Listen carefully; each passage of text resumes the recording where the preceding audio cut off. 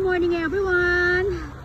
Happy Thursday po sa inyong lahat, lalong-lalo sa mga Aeronatics, Team Charan at Charanatics.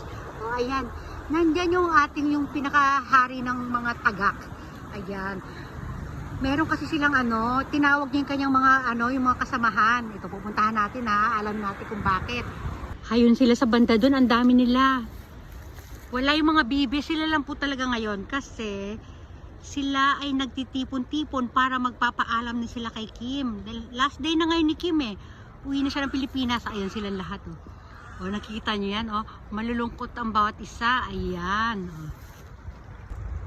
Ayan yung pinakamalapit nating magagawa. Yan ang pinaka-zoom natin. Kasi baka ma-distract sila. Ayan. Nag-uusap-usap sila. Parang malungkot na sila. Siyempre nga naman, isa sa nila, sa taga-subaybay nila si Kim. Ayan.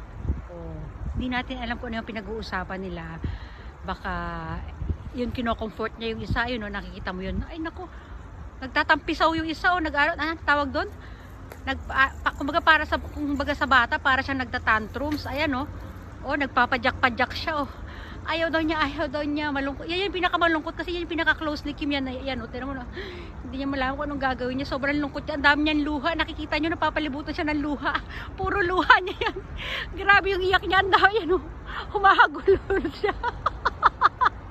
Ang lungkot niya. Kawawa naman.